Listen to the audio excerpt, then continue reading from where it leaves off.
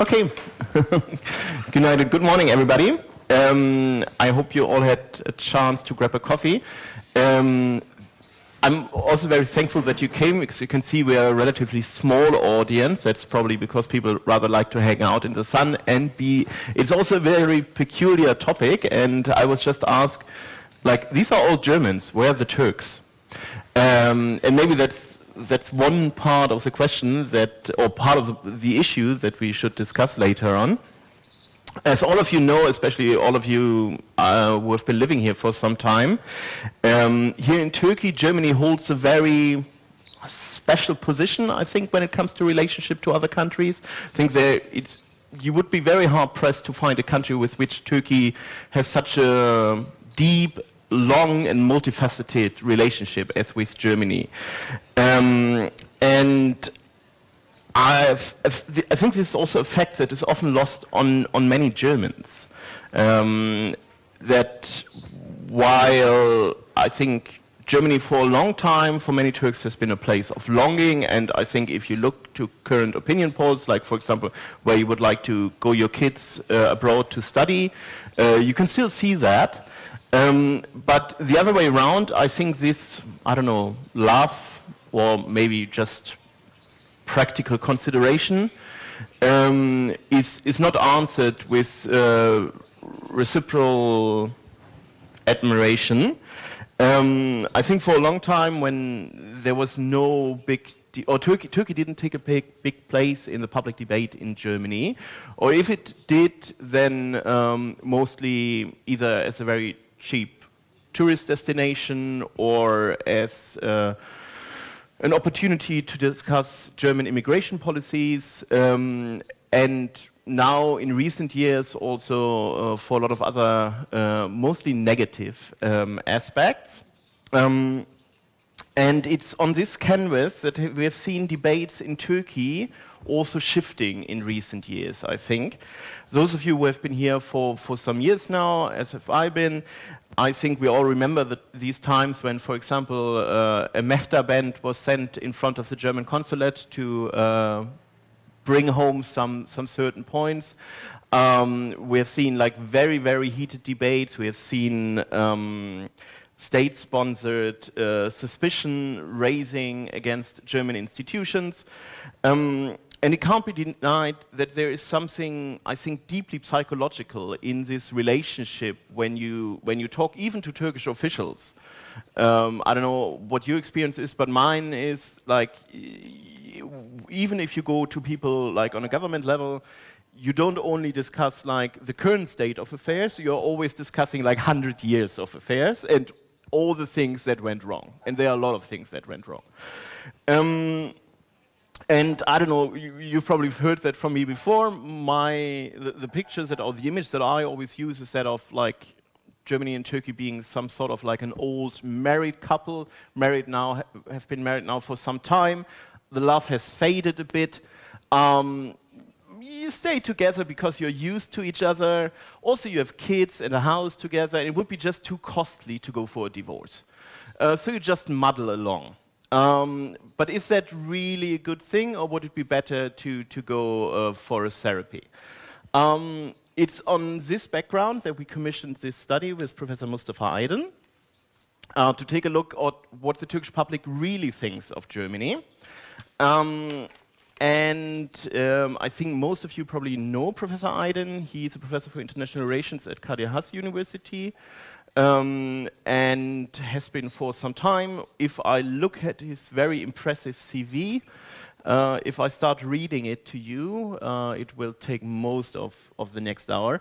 So I just tell you that he has been a professor or a researcher for international relations at some of the top universities around the world, for example, Harvard, Michigan, Athens, the EU Institute for Security Studies, and researched on a number of topics. And I think if you watch Turkish television on a more or less regular basis, you have seen him anyway appear and take part in debates on international relations and also what Turkish position should be. I'm very happy that he's also joined by Professor Ebru Turhan. I think most of you know her as well. Professor Turhan is a associate professor at the Department of Political Science at the Turkish-German University. And before joining the university, you might have seen her as a colleague at the Mercator College. And she worked, I think, at TUSIAD as well before, and there are a lot of different functions where I think those of us interested in German-Turkish relations have come across her during the last years. But I would like to hand over to Professor Aydın first to give us the gist on, like, at least the most important findings of the study. And I remember we already did a small presentation a while back in Berlin on this study, and one of the things that Professor Aydın told us that he was most surprised about was that many Turks seem to connect Germany to good chocolate. And I think that shows already some part of the problem in our relationship. If one of the most important researchers in this field doesn't know that Germany produces good chocolate, there's something wrong. So, what else is wrong?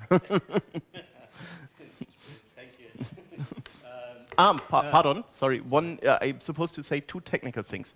As I said before, we are switching between German and English and Turkish. And the other thing is, as we are live streaming this thing, if you want to pose a question later, you have to please wait, A, for the microphone, and B, you have to be prepared that you will be on camera.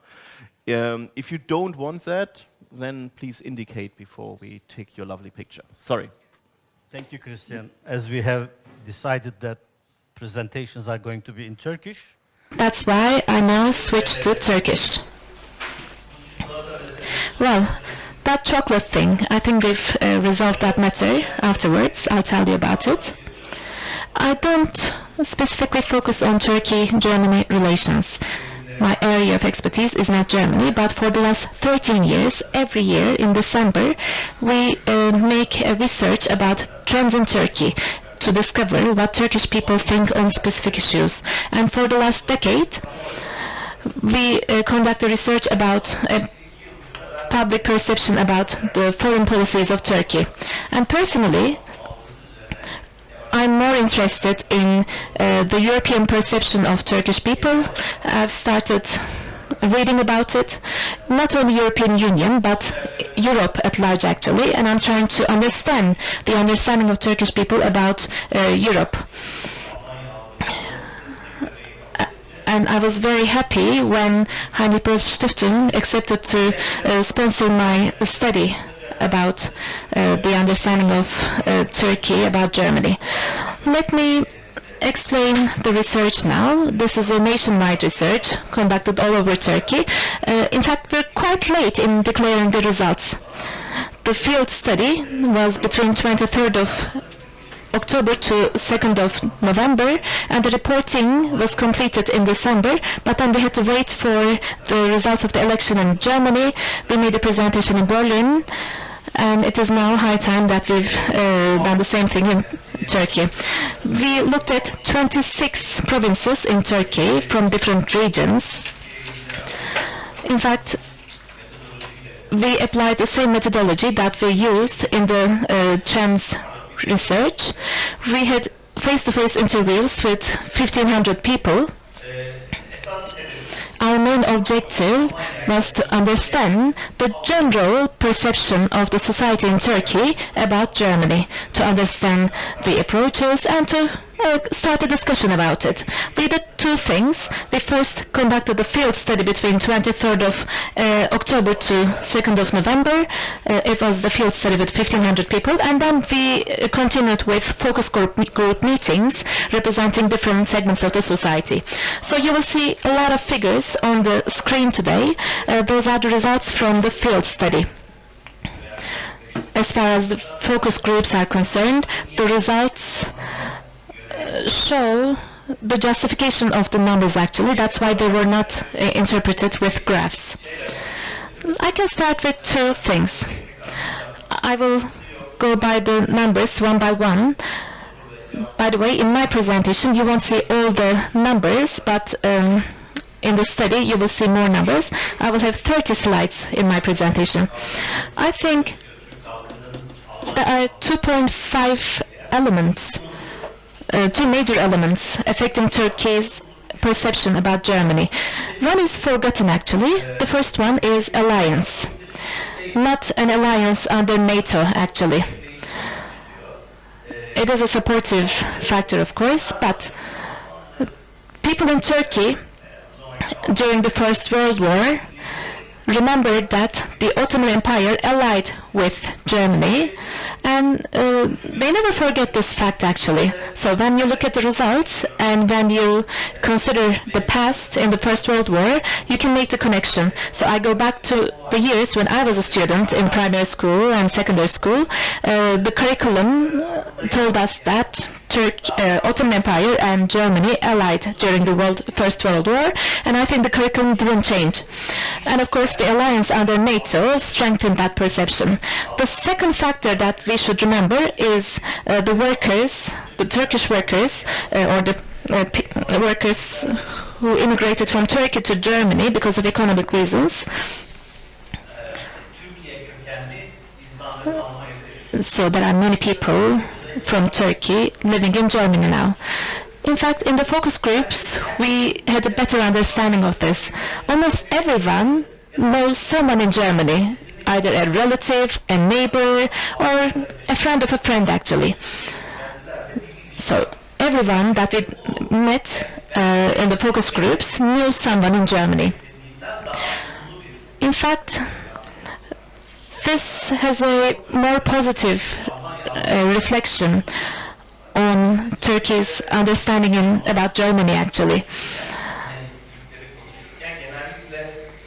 So when we discuss the immigrants in Turkey, we mainly focus on the negative elements, the fact that they were not able to adapt to the society in Germany, the fact that they are discriminated in Germany, or the fact that they were exposed to some racial attacks, or also the fact that when they come back to Turkey, they cannot adapt to the society in Turkey, or they have a broken Turkish. So these are the things, the negative things that we focus. But in the study, we also saw that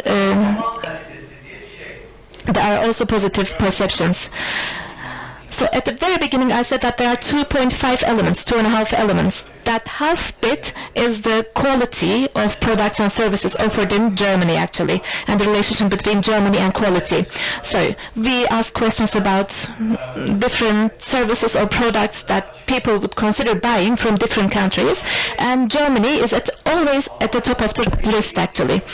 And it's not only about production or products, actually.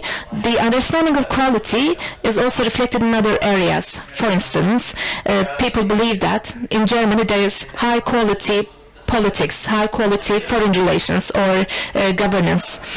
When you go deeper and ask why people believe that, the answer always is that Germany does everything with quality. So the value of such studies become more visible in 5-6 years when you become more aware of the trends, actually. But the results that I just covered, alliance, immigrants, Turkey origin people in Germany, we cannot call them workers anymore. And the third issue is the quality aspect of German products and services. So let's start with the questions. And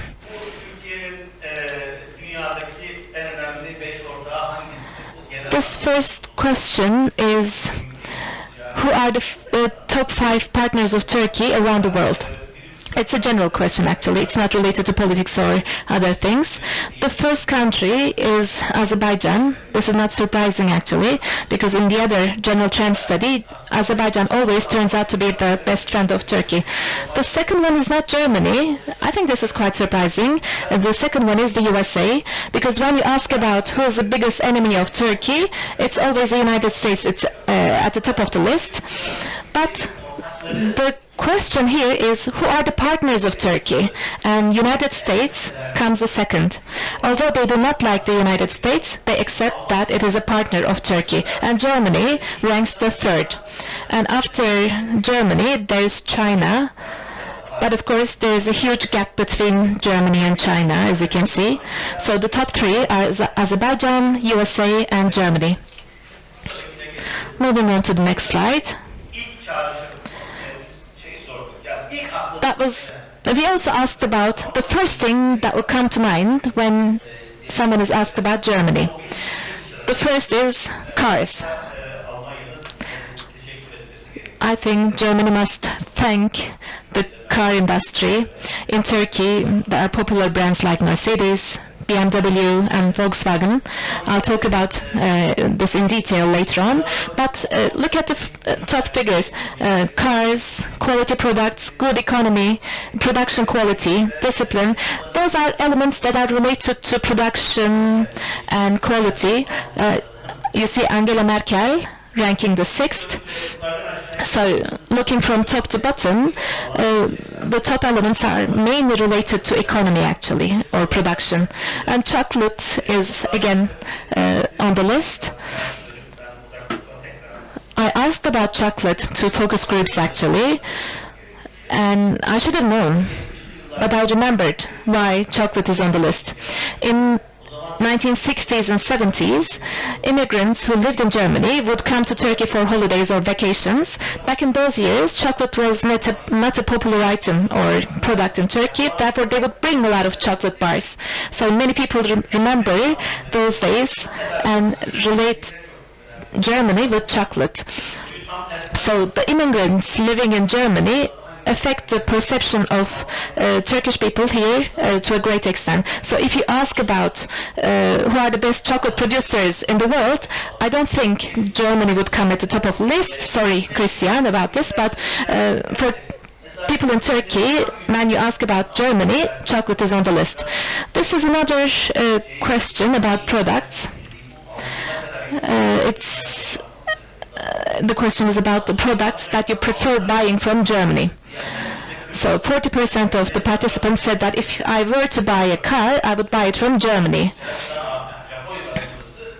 And the second is US, and the third is Japan, but the rest are not significant. By the way,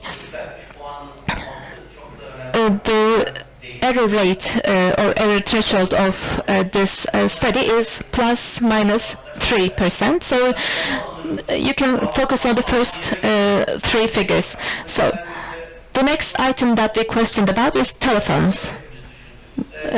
Which country would you buy the telephones from? United States is the first, China is the second, and South Korea is the third. I don't know any phone brands from Germany, but despite this fact, Germany ranks the fourth. I think we can relate this with the perception of quality about German products. And the final product is white goods. So if it's not a Turkish brand,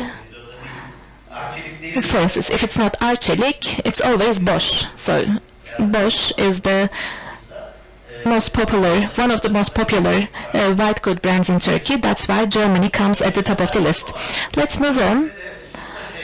Another question is, if Turkey was to build another tunnel under the Bosphorus, with which country should they cooperate for the construction? And Germany is at the top of the list actually, because it is related with high quality engineering. So the question on the slide is whether they like Germany in general. So more than 60% of the people, almost 66% of the people, has a positive feeling about Germany, and there are only a few people who have negative feelings about Germany, but this is general perception again. So we see that when it comes to general perception, there aren't many negative elements, and when you ask why people think negatively, they do not give you specific reasons. They just say, well, I don't like it in general, so they cannot relate it with something specific.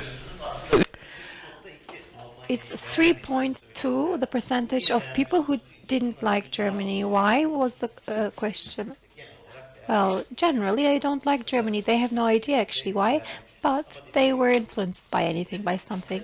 It's the breakdown of 3.2%, so that's not that significant, and most of them are in the margin of error interval. So why do you like Germany is the next question. Good economy, high life quality of life, high production quality, etc. So we didn't give these options. That's what they said to us, told us. It's an open-ended question. Do you have any negative thoughts about Germany was the next question. You see, it's 97% said no, and 3% said yes. It was 3.2 before, and we rephrased the question. We got the same answer, 3.1%. And why was the next question. So you see the breakdown of the why at the bottom, but this is the breakdown of 3.1%. It's not significant. Next question. To what extent do you trust Germany? It's a trust-related question. This is important. Trust to institutions, for example, in Turkey is a frequently asked question. And in terms of intergovernmental relations, trust is important. 87% trust Germany. Well, if you watch discussions in the media, political tensions, etc., you might question this answer because some debates in Turkey, counteract this result. But public opinion discussions in the press and social media, they do not reflect the agenda of the overall public opinion in Turkey, actually. This is related to politics, but not the overall public opinion. We talk about echo chambers in social media that mirror each other's point of view. So in social media, we see these heavy criticisms and reactions in those chambers, or political reactions, but they don't trickle down to the public. They are not monitoring these developments that closely. And we checked out various criteria. This is how do you evaluate Germany, very developed, developed, not developed at all. So they evaluated based on these criteria. Well, they say very developed and developed. So green, light green makes up more than 80%. So in terms of education, employment, military power, social rights, human rights, animal rights, the score is very high in those. There is another interesting point. This is the general perception. So they are not reflecting direct data or information. So there are more specific questions on those.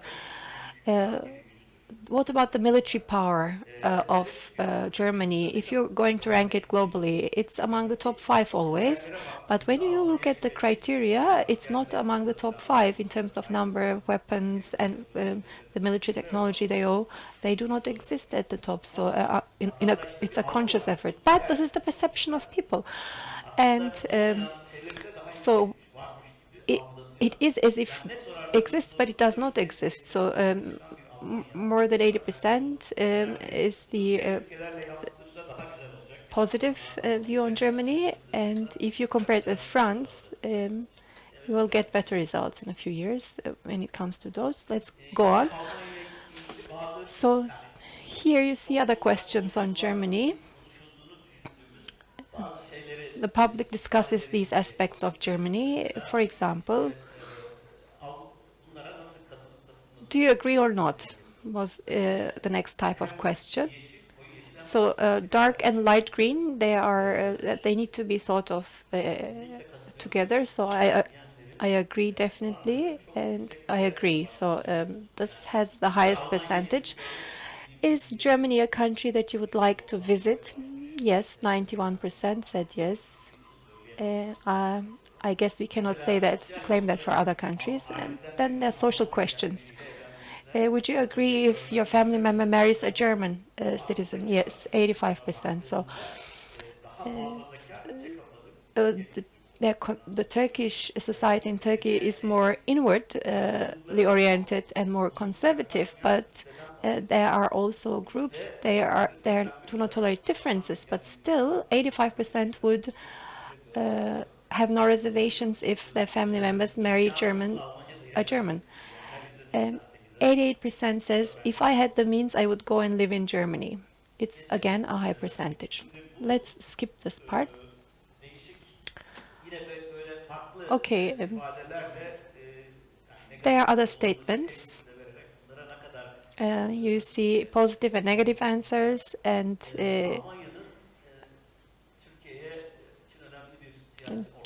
Germany is an important political partner of Turkey. This is the perception. We asked several questions on the European Union as well, which has an impact on those.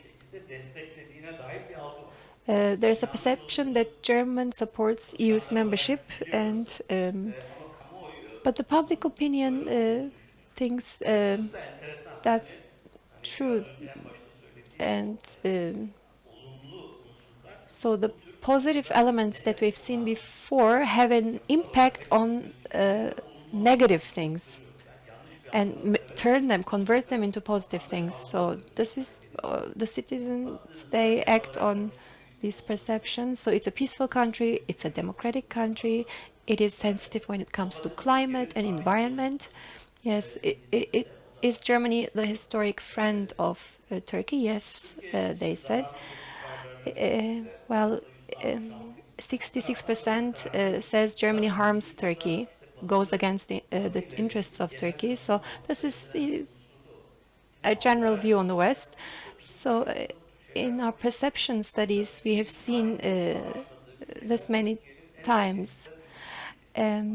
USA and Israel, Turkey never fought against those two countries, but they're the highest threats, number one and number two threats of the last 13 years, due to historic reasons and, well, perceptions. They do not reflect realities. As you know, they're affected by other factors. Next part. This is direct questions on Turkish foreign relations. This is about refugees.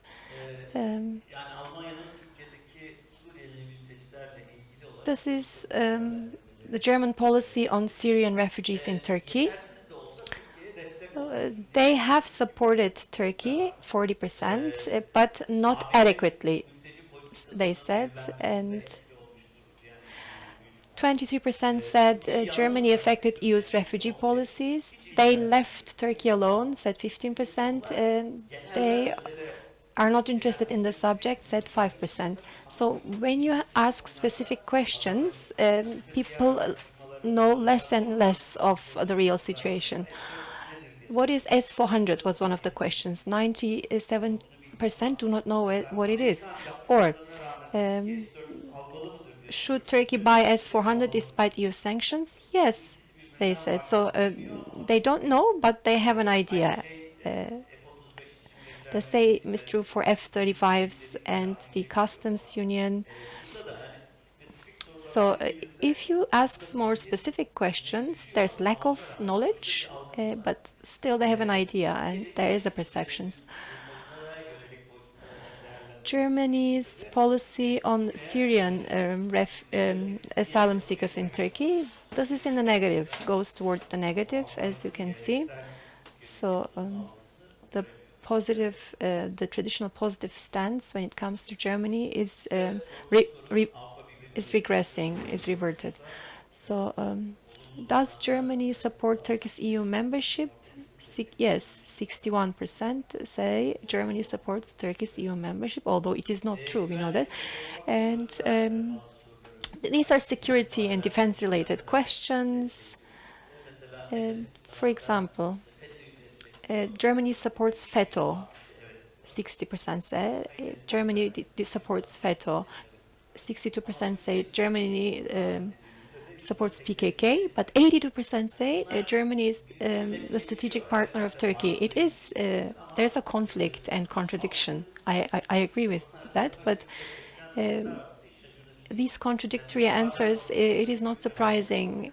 And when the press sees those, they say people are confused. But when you, well, it seems to be contradictory, but it is not surprising.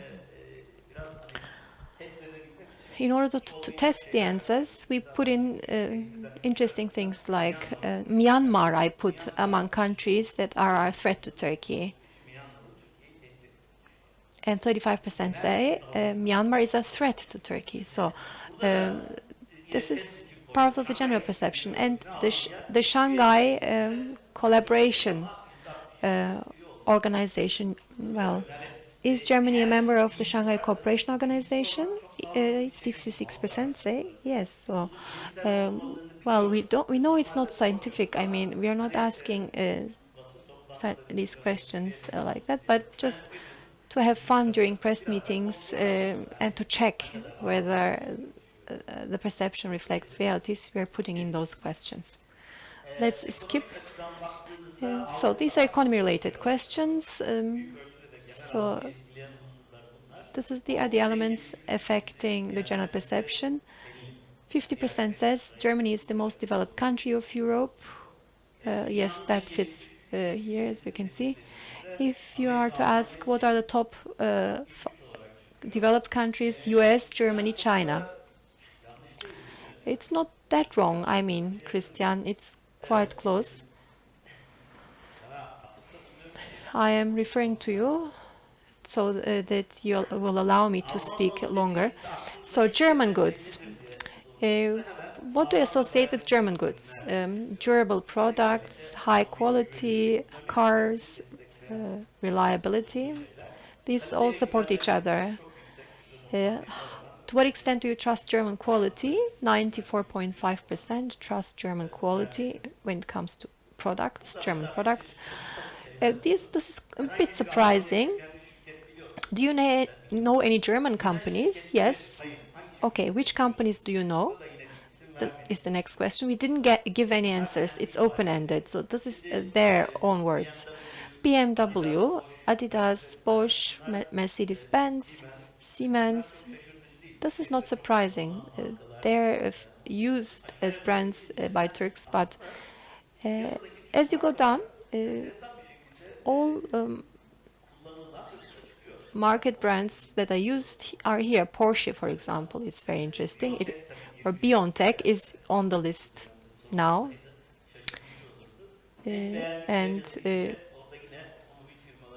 Well, which companies did you like the most? First the car companies and then white good companies. Let's skip this part. So this is questions on Germans, not on Germany. So what do you think about Germans? This is what we gave them, and we asked them, do you agree or not? They're educated. They are reliable people. They like helping people, or they're xenophobic. Any positive or negative social elements were on the list. And again, the green color is positive, the part they agree with. So I think it's 71%. I'm not able to read it from here, but 71% say that Germans are racist, that 66% say Germans despise Turks. This is negative. They're cold people. This is negative. But they're positive. They're peace-oriented, they're peaceful, they are helpful, they're polite. And 60% say Germans, they see Turks as friends, but still they're racist and they despise Turks, 66%. So again, contradiction. So you can interpret it as you wish. You can say Turkish people are confused, but when you ask specific questions, you have these results. This is not a study error or a research error. When we do it with other countries, we have similar kind of perceptions, and this is identity. This is related to identity discussions. So this is interesting. These are questions on lifestyle. So does the German lifestyle match with yours? Do you agree with it or not? So 82% say they agreed with it. I mean, if I were in Germany, I would like living here, there, and I would. And what don't they like about the German lifestyle? Is the next question. This is open-ended again. Cultural difference, they say. There are differences in lifestyle, um, and they're not significant. They're within their. This is the breakdown of the 4%. So, the German lifestyle is something they agree with. Is it attractive? The German culture. Next question. 79% says yes. The German culture is attractive. But they complain in the focus group about some aspects, like Germans being very rigid when it comes to abiding by rules. This is interesting. They say it's important for business life, for example, there's no Turkish-German distinction in social benefits are given to Turks as well, like they're given to Turks, to Germans. But they're very rigid and strict when it comes to their rules. It's good for the economy, for the public order, but it makes life difficult. I don't want to live like that. So there is again a contradiction. So it's a good thing, the the culture, but I don't want to live like that, they say. This is about internal migration, labor migration. Heinrich Böll has a specific study on labor migration. It will yield more details, but in our study, so the labor migration from Turkey to Germany is a positive thing in the public's eye. So what about Turks adapting to Germany? Did they adapt to Germany? 85% says yes, they adapted to Germany. Next. Cultural priorities of the Turks in Germany. 52% says they should protect Turkish culture first. And there are some specific questions on that, on this question, so it's interesting. They make a great contribution to the German economy, people said. They have a successful life, they have been fully integrated, they're generally accepted, but on the other hand, they're faced with systematic discrimination. Yes, they're faced with systematic discrimination is the answer. They're constantly humiliated. Yes, 62% said they're constantly humiliated by the Germans. So if you repeat the study several years, then you will see if it's true, because after a while they may get bored and say yes, yes to everything. You will replace questions, change the order of questions next year to verify if it's true or not. Did you go to Germany? Have you been to Germany before? Was the next question. No, most said no, but those who went there, they were positively affected by Germany. Their pre-existing positive views were verified, reconfirmed. So, and NGOs, German origin NGOs. Which one do you know? Which German NGO do you know? This is open-ended. Heinrich Böll is on the list. It's number 4. Goethe Institute, it's important because Turks learn German. So German-Turkish Chamber of Commerce and Industry is surprising to me. Stiftung Mercator and Heinrich Böll Stiftung are 3 and 4. Next one.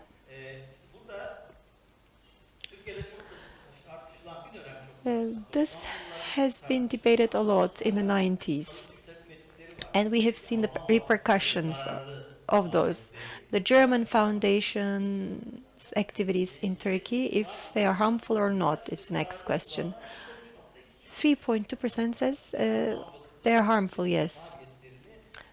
Surprising. So 56% says their activities are very beneficial and beneficial.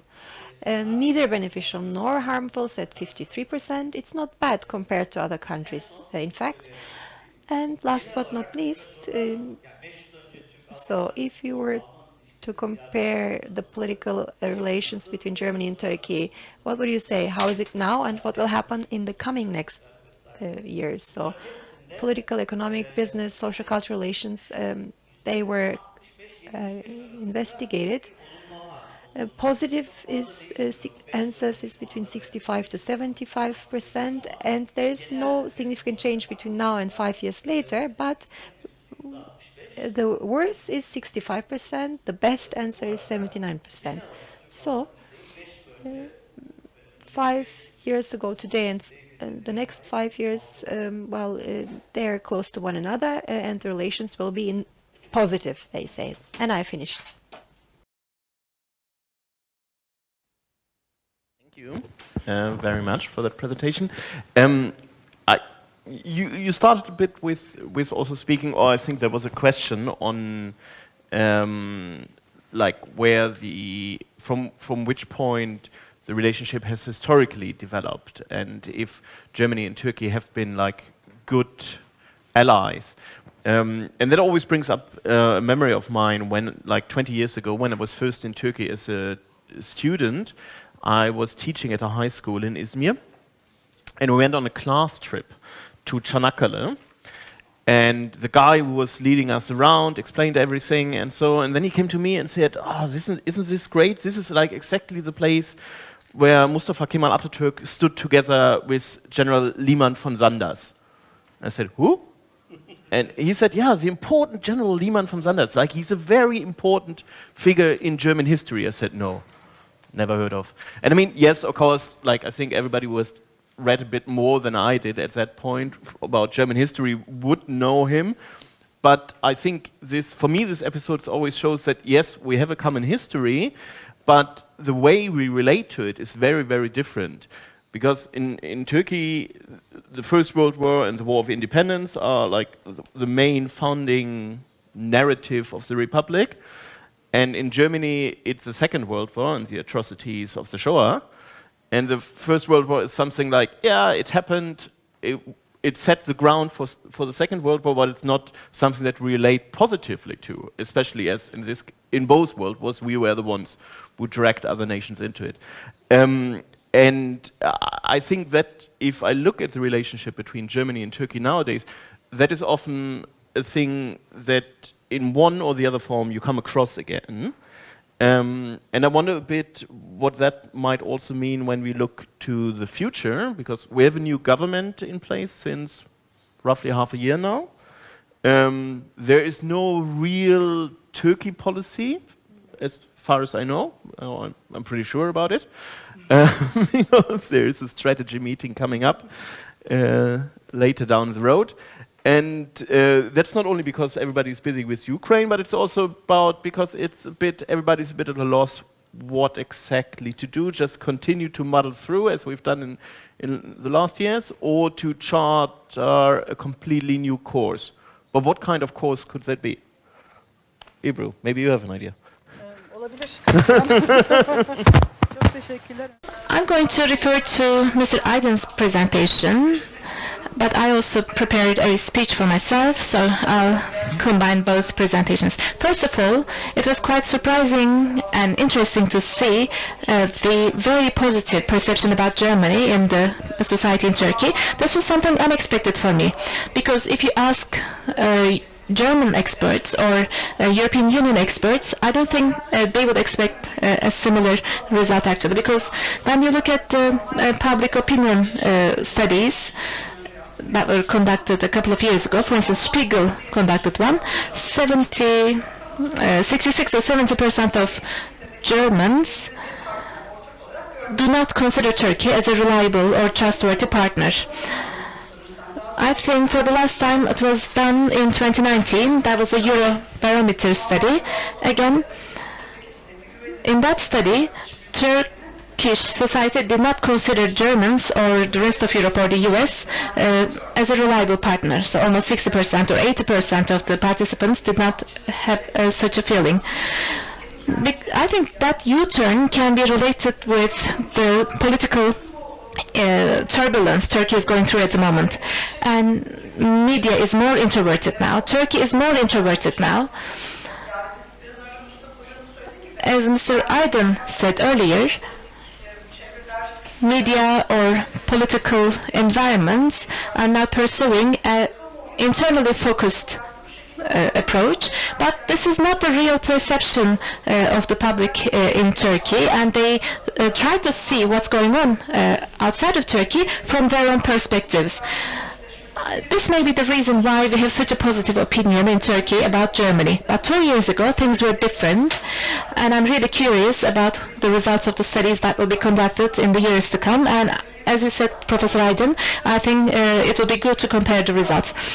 So, as Kristian mentioned, I'll make my presentation in relation with the results actually, and I'll try to talk about how the relationship between Turkey and Germany evolved. As you know, the Merkel era is completed now, is finished now, and I think this is going to be very interesting in terms of the relationship between the two countries, because it is the end of an era for that relationship. It had been going on for 16 years in a stable manner actually, because both leaders were communicating with one another. At times that communication was lacking balance, but both sides mutually recognized each other and the way they did politics actually.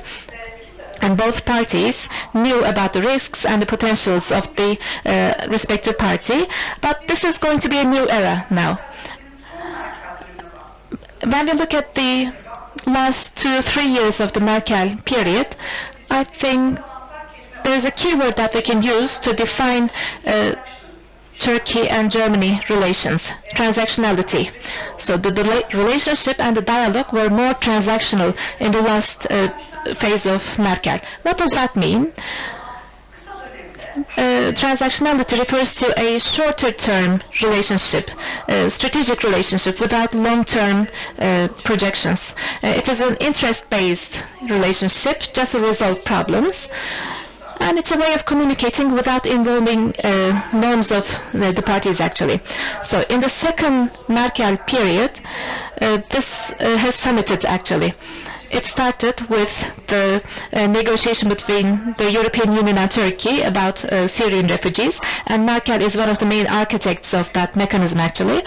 And later on, in the last couple of years actually, it peaked from 2019 to 2021. In the last 3 years of Merkel's rule, it peaked. That transactionality actually summited. We may see the reasons actually, because Merkel, as the main architect of the refugee system, wanted to continue the relationship with Turkey in that manner because they were expecting more influxes from Afghanistan and other countries as well. And of course the second reason is the pandemic.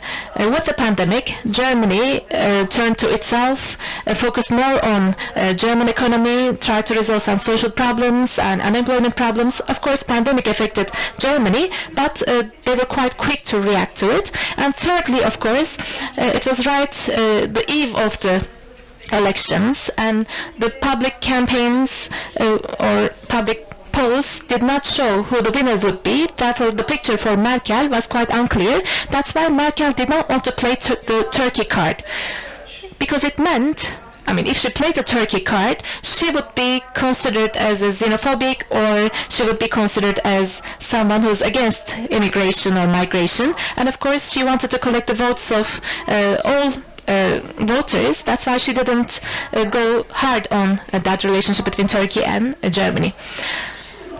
That's why that last 3 years were quite transactional. So, what's going to happen next?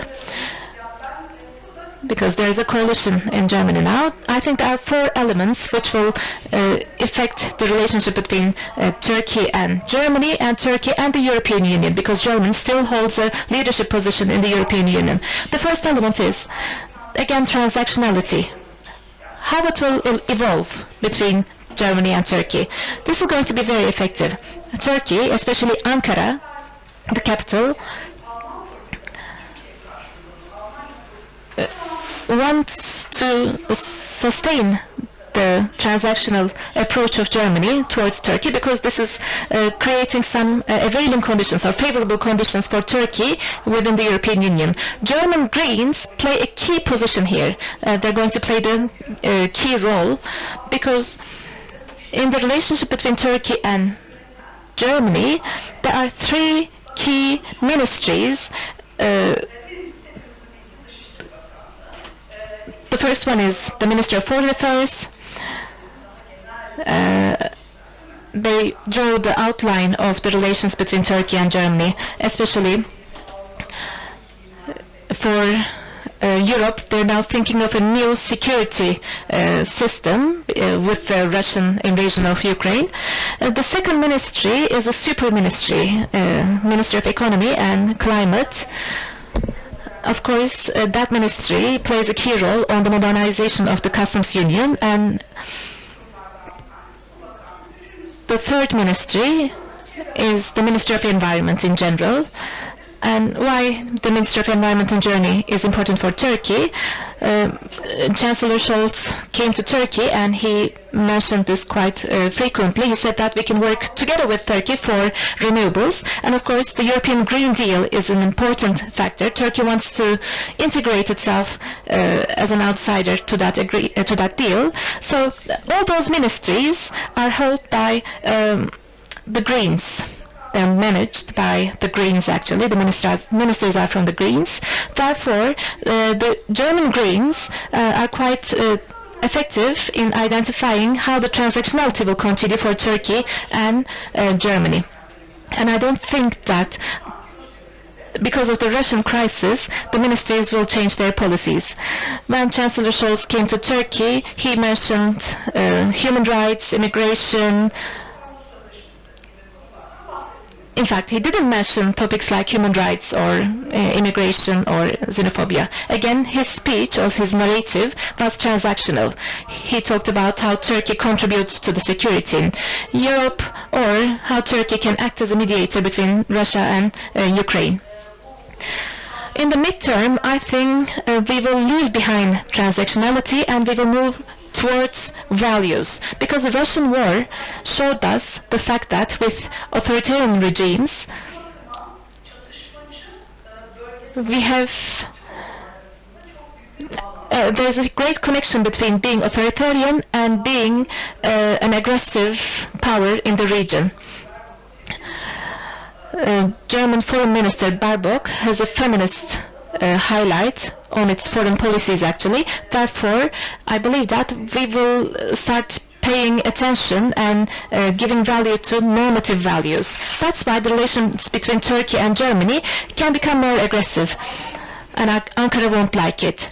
Another element that may affect Turkey's relations with Germany is politics. Because, as we all know, that relationship is very open to politicization. What does politicization mean? Normally, things that should be discussed behind hidden doors and things that should be resolved by elites, by the politicians, are now open to public debate with a negative tone, actually, and they're trying to create a public opinion about it. Of course, this creates a boomerang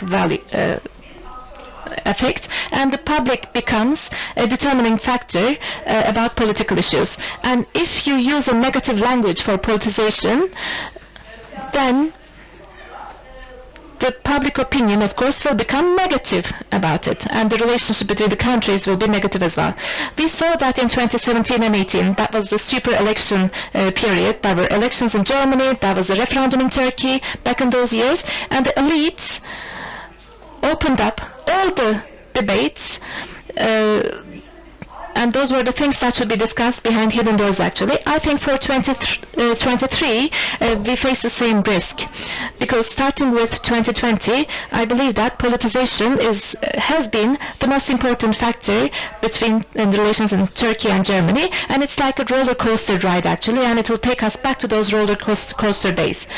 Another important element is the quality of the communication channels between Germany and Turkey. When you look at the Merkel and Erdogan period, the communication was one-on-one, actually. It was between governments. It was behind hidden doors, actually. But now, with New Berlin, will they continue that direct and open communication, or, as mentioned in the coalition agreement, will they apply a multi-dimensional platform involving many actors like NGOs, foundations, local management, local governors, or technocrats? I mean, will that be the way to communicate with Turkey?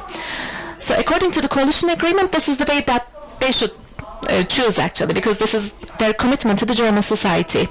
In one aspect, and if you remember what Mustafa said, this will contribute to people in Turkey to have a more positive opinion about Germany. But of course, if we include politicization into the calculation, again, we may have some problems like in 2017 and 18.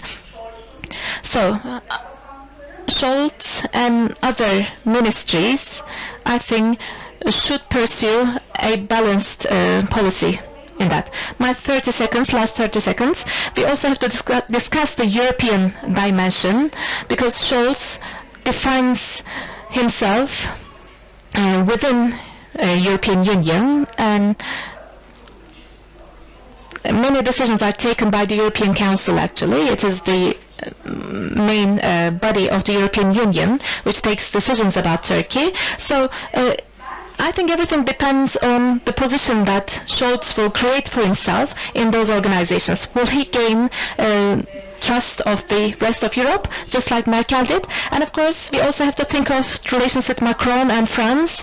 Macron tries to benefit from that leadership vacuum, actually. He was the president for 6 months, and he benefited a lot from that transition period, and he was in the forefront in the Eastern Mediterranean crisis, and recently they're trying to create a new political community with enlargement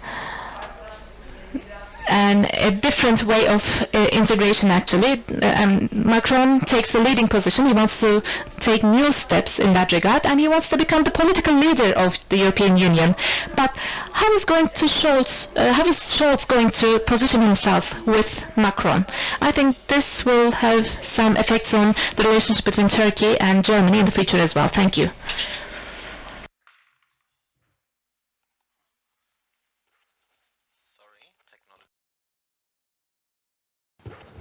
Sorry, technology.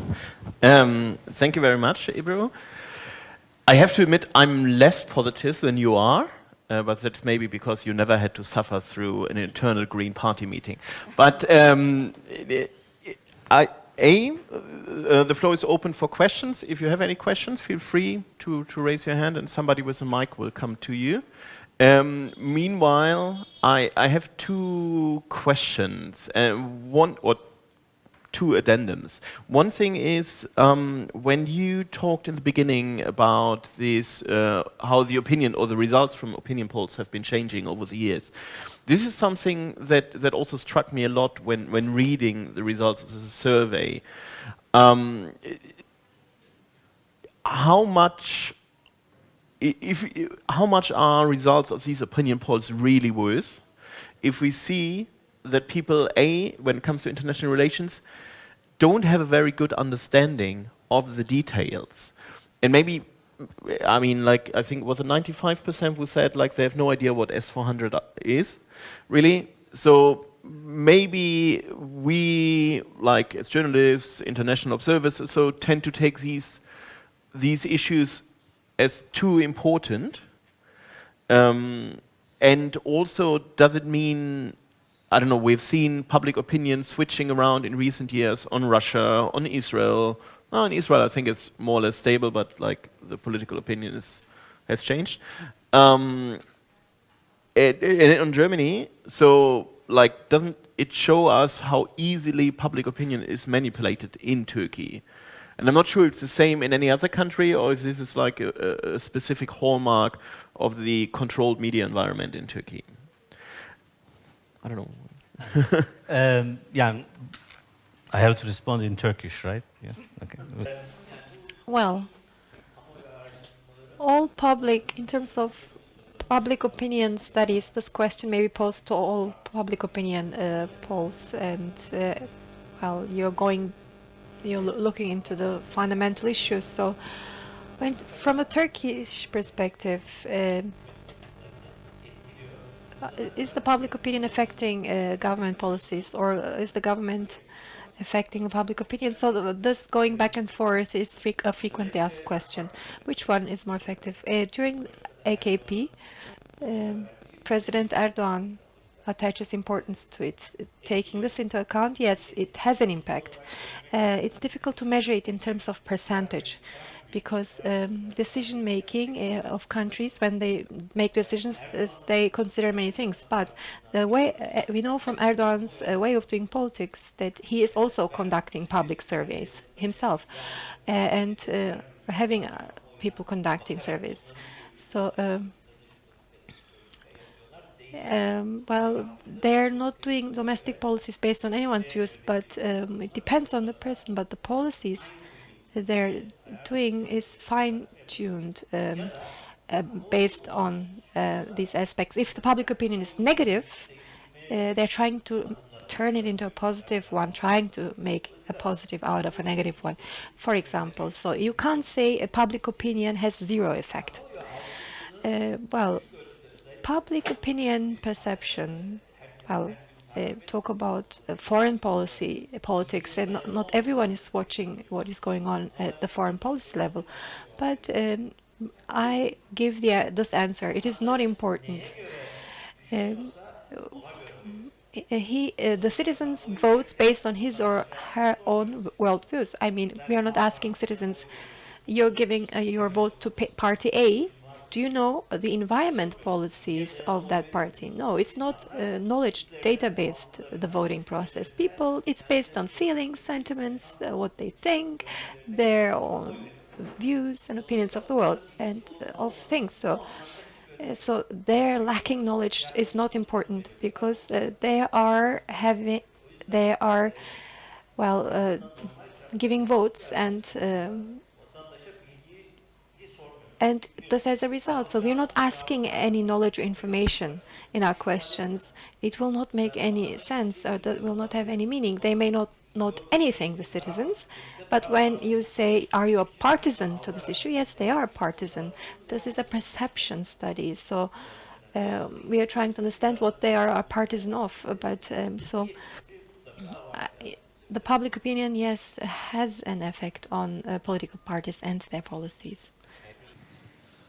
Have there been marked differences in the answers between Istanbul and the big cities and the other areas, rural areas, Anatolia? Or is it more or less the same?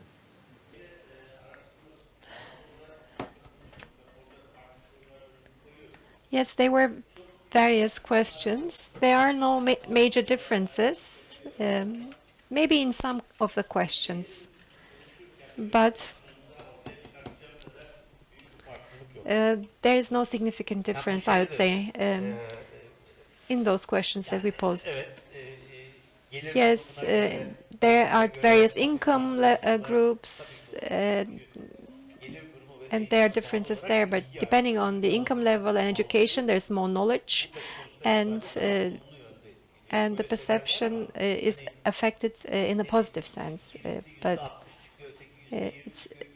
there is no significant difference like 20% big cities and 60 or 80% rural areas. There is no such difference. Congratulations on the study. It is strikingly positive. And is it parallel to the value research that you have conducted before? Because Germany has extra features like technology, high quality, etc. But this is, I think, Turkey's face turning to the West. I mean, maybe it is related to that. And then, because in the last wave, Turks, they are more against Europe because of latest developments. So it's striking in the face of this reality as well. Well,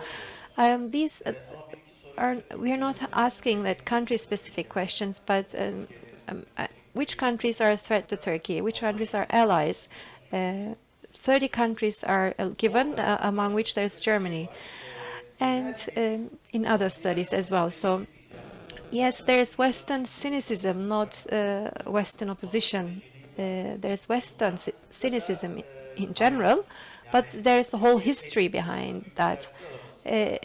Which countries are threats? America, Israel, this is actual politics, but we have then UK and France. Especially UK in recent years has never been a threat to Turkey. But why?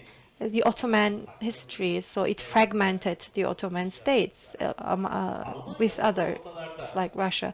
Germany is in the middle of that list. I have never asked the question why before. There was no reason. We were focused at the top, but I think the historical perception of Germany is not as negative as UK and France. This is what we can see for sure. Secondly, rather than European cynicism, we have this Western perception which is made up of USA. NATO is also made up of USA. So it is the cynicism is related to the US when we say West, which is connected to foreign policies, and which is the result of many other studies actually, especially the Kurdish support of USA, this long-term opinion that the Middle Eastern policies of the US will fragment Turkey into a Kurdish part, and then followed by the Syrian issue, and then the coup d'etat and veto. When we think of all of those together, the West is trying to divide Turkey, is the general perception. And the focal point here is US, followed by UK, and then France, which has a historic reason. So some up-to-date practical policies, turn it into a peak. Last year, 2020, so in summer 2020, there was this Turkish-Greece tension, and France supported Greece, and which reaffirmed the perception on France, for example. But as the threat level increases around Turkey, and Turkey in its foreign policy becomes more and more alone, the EU stance, the Turkey's EU stance or view on EU and NATO gets more positive. It doesn't mean that all think it's positive. This trend reverts then and becomes more positive as the threat level increases in this region. So, and then, do you want to be a member of the European Union was one of the questions. I don't remember the exact figure, but when I asked this question, 55 or 56% said yes.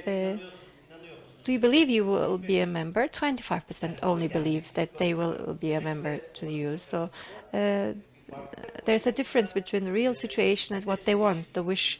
So some things look like contradictions, but they're related to the political cycle of that period.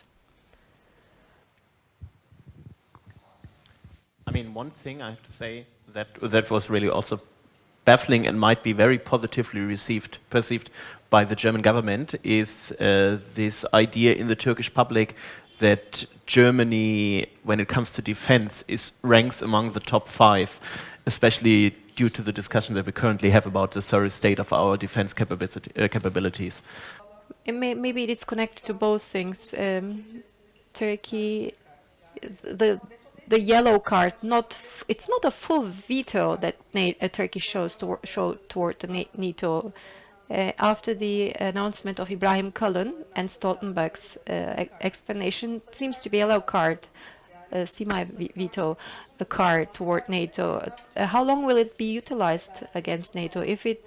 Maybe it will change Turkish opinion on NATO in the long term, and if it's a short-term veto, it may not have a major impact, but Turkey is trying to reposition itself in NATO, and in the next 6 months, this may change the public opinion on that issue if the veto takes long.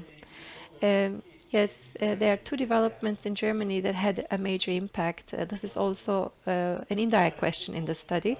One, the refugee deal, the positive role in the EU refugee deal. But we haven't asked one question on the Eastern Mediterranean developments and Germany's position in those. I had studied it in other works. For example, France very clearly supported Greece, and Germany was a mediator, which created a positive view about Germany, but I think we will have a more clearer picture in the next part of the study.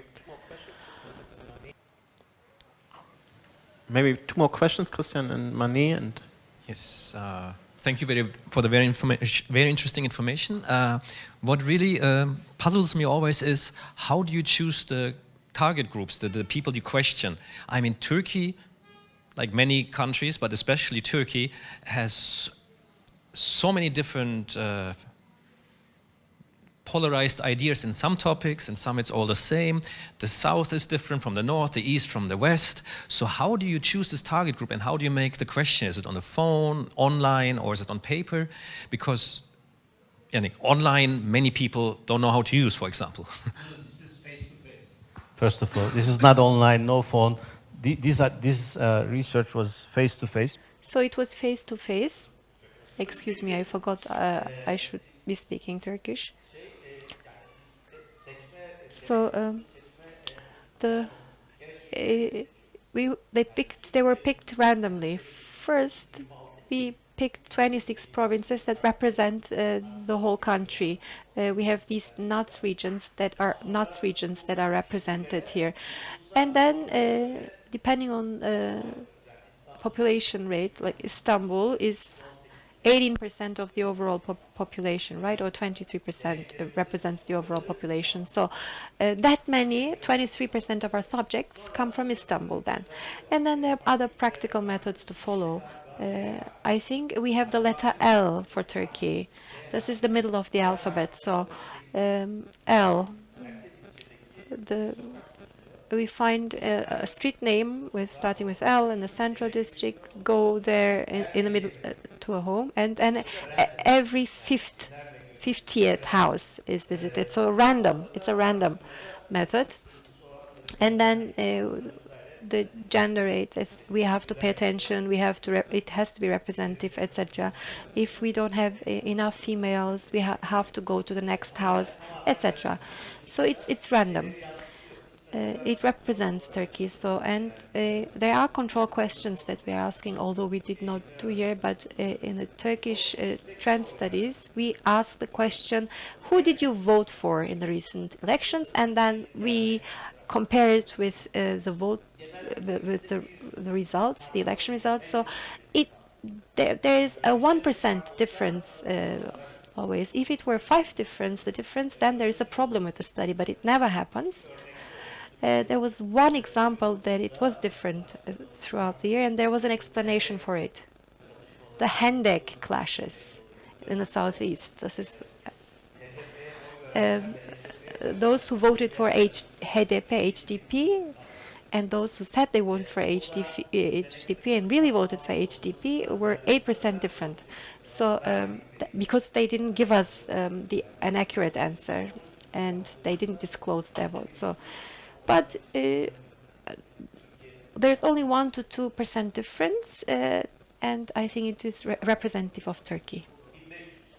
1,500, 1,500. The confidence interval is 95%, plus minus 3, and we have to be doing it with 5,000 to have a lower margin error of 2. But well, this is how we went about it here. Thank you also from my side for the very nice, very interesting findings. My name is Mani. I'm the head of the Goethe Institute. So first of all, happy to see number one. So let's start with the positive part. And the second one, I also like your optimism, saying it's better than France and UK. So that's my guess. I have to look at it. But I also have something which is very shocking also for me, representing the Goethe Institute, which is like creating people-to-people contact. This is when you ask like about the perception about the Germans, and they're saying like more than 70 or like almost 75%, they say either they're racist or xenophobic. And also the question you was asking about negative thoughts on Germany, racism is by far the highest or like highest mentioned factor, let's say. So I find this very shocking And no, I mean 75% in. I mean it's a perception study, but of course it must come from somewhere. So I'm curious to hear if you have an explanation for that, where it comes from. Are there like specific events like Hanau, for example, the NSU murder attacks?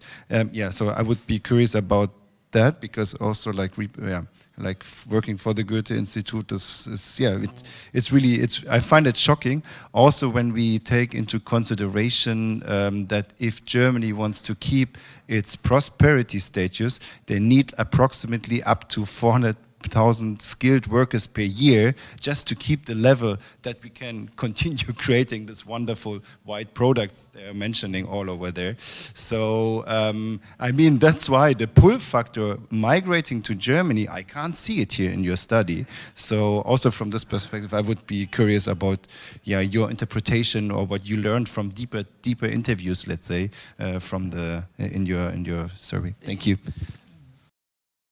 Well, it's 3.2, the ones that, or 3.1, the ones that have a negative view, and so it's very low. And we broke down 3.2, and 75% in those 3.2 says racism. It's not significant to me as a researcher, but if you're going to ask if you were to ask the question, Germans are racist, and if 70% would say yes, then that would be an issue. And this is, you have to look for the reasons why then. Why do we have such a perception in Turkey? Maybe we can ask more in depth, investigate it more in depth. But in the 1990s, especially, this was higher. This rate was higher. It started with Solingen in Germany, and Turkish homes being burned down. This was reported. They reported about it a lot, and some groups in our society they remember it still. So, and this is the reflection of that. It doesn't mean that all Germans are like this, but we're talking about a country that is far away. So it's one incident or two incidents that may impact the perception, like the First World War alliance between Turkey and Germany still has an effect. So one or two incidents in the not too distant past may have an impact on that. That may be the reason. Or I didn't think it was significant, because when you ask all questions in totality, there is a more positive view toward Germany. It is higher than I expected. There are many people who want to live in Germany, who can adapt to the who think they could adapt to the German culture. Although they have a negative view, they would prefer it as a country. So that was surprising. I expected a more negative perception about Germany. In fact, maybe it's my prejudices, but it was not that negative. So we can ask more specific questions on these negative views and carry out other maybe secondary studies if you want to change that aspect as Goethe Institute. And you can investigate how you can change this by carrying out more specific studies. This transnational space, the diaspora, the different effects after Solingen, for example, the Ümit Özdil incident, taking pictures. Why did they take pictures with Erdogan? And should they have taken this picture or not? The media in Germany and Turkey, they reported about it quite a lot. Was it a reaction against Germany, so etc.? So, in 2023, we'll see similar incidents happening. It's not an estimation. It's we can predict it even.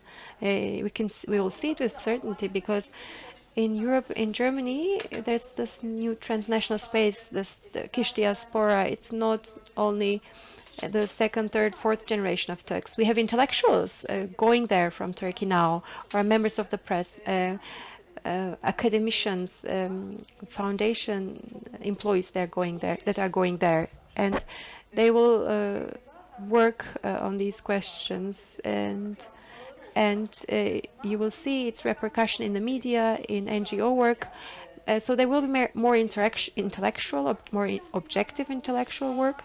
But on the other hand, we will see this politicization between Germany and Turkey, and it may create a negative impact in the public eye. The transnational space is changing, constantly changing. We have a study on that going on, which will finish toward the end of this year with a German academician.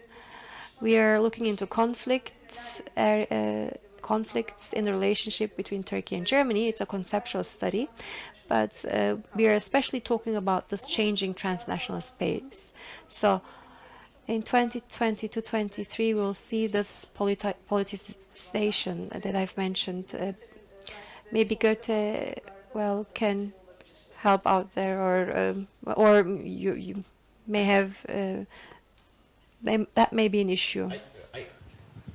I just to add to this point, I mean, I could also imagine that, I mean, one thing is reporting. This is like definitely a story, the NSU murders and Solingen. These are all stories that were reported in Turkish media. I remember when the Hanau murders happened 2 years ago, I think. There was even like an event here in Şişhane, done, I think, by the municipality, but there was nothing by the German consulate. We, at that time, for example, discussed if we should do any event, and then in the end we decided, no, it's more like a German issue. It's not an issue that like creates so much interest here. But maybe that's wrong.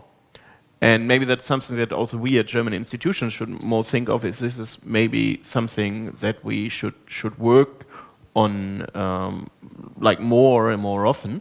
But I also think that one thing is that these experiences, like, I mean, doesn't even have to be like so extreme like Solingen or the NSU, but like everyday racist experiences is something that, at least from my experience, a lot of German Turks can tell you something about. I mean, if you talk with people here, like, I don't know, Jem from Abu, or like Can Meray, for example, wrote this whole book about his father. I mean, there are so many like micro events, and then you come back, and of course, like you tell your friends, your parents about what happens to you, and of course that creates an image. So maybe the problem is it's not just an image; it's in part it's reality. Well, in general, this is an effect of media. Especially, we now see more of those events in social media. It is more widespread. Every day, thousands of planes land and take off, and they make no news. But if a plane crashes once a year, it hits the headlines, actually.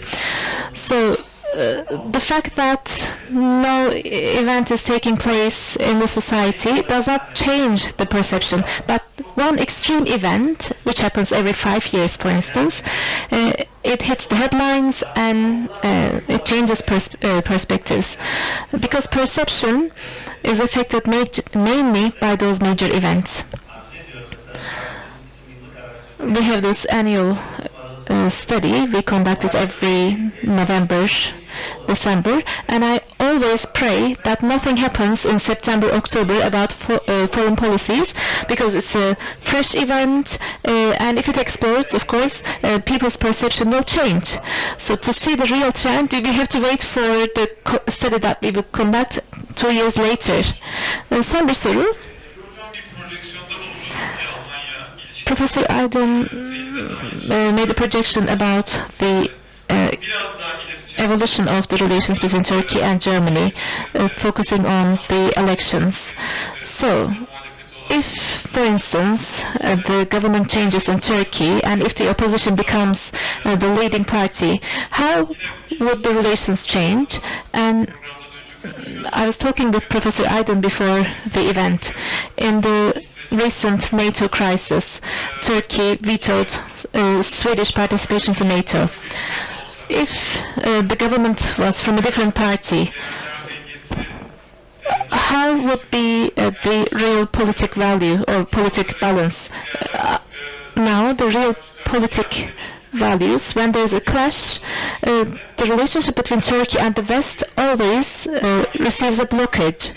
But do you think that if the party was different, we would have a larger area of negotiation? Well, if after 2023 elections the government changes, what would happen is your question, but I think we have to take certain steps before waiting for the results of the election. I discussed this issue with the ministries or technocrats in the ministries, and in the foreign ministry in Turkey, there are certain people who believe that to strengthen relations with Germany and the rest of Europe, we have to start working with the NGOs, intellectuals, and even with the opposition opinions. But if you wait for 2 years, then we would be wasting a lot of time, because the public opinion may change and may turn more negative actually, because in 2023 the relations will become more politicized and will be more mediatized even. Therefore 2022 is the year that we should work hard to strengthen the relations. We should not lose our effect on the society in Turkey, because even if the government changes, in this multi-layered platform, we have many different stakeholders like the local governments, technocrats, NGOs, academics. I think they've already started working with their German counterparts. This is a good beginning. So for 2022, I think we have to plan more on increasing our local connections or local cooperation. But after 2023, it is very hard to make a projection, because we do not know how Turkey will evolve after the elections, even if the government changes. Because everyone now focuses on economy. As academics, we also focus on economy, because in the end we are human beings as well, and we are affected by the economic conditions in the country, and we started discussing the other issues less. As academics, we try to understand how we would survive with our limited resources and continue making our studies with limited resources. So I think even after 2023, after the elections, our primary discussion agenda would be to fix Turkey's economy. But of course, when I look at Brussels, or when I talk to people in Berlin, in Brussels, after 2023, if the environment changes in Turkey in a more positive manner, they are willing to accelerate relations with Turkey. This is my personal observation, of course. But again, I repeat, we should not wait for 2023, the result of the elections, to start cooperating with our counterparts in the West. I think we can enrich our dialogue with local governments, with the academics. So we shouldn't wait for the results of the election. That would be a wrong strategy. My perspective about foreign policies of governments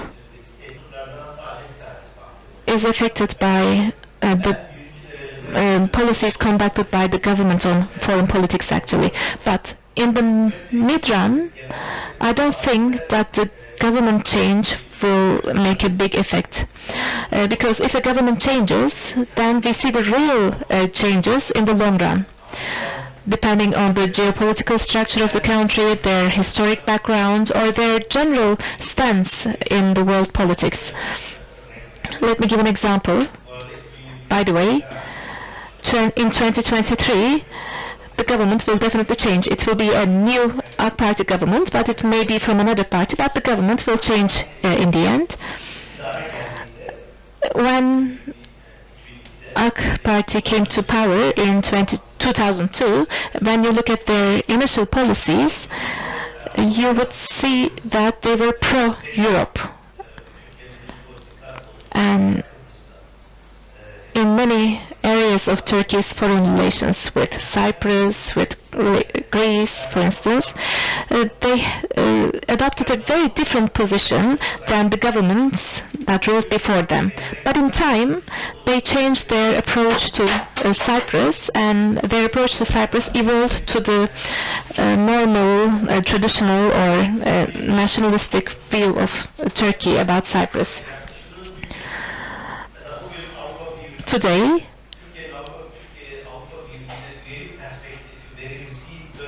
when we compare the years, 2002, 2003, Europe was also pro for Turkey. Europe wanted Turkey to become a member to the European Union, and there was consensus between France and Germany about it.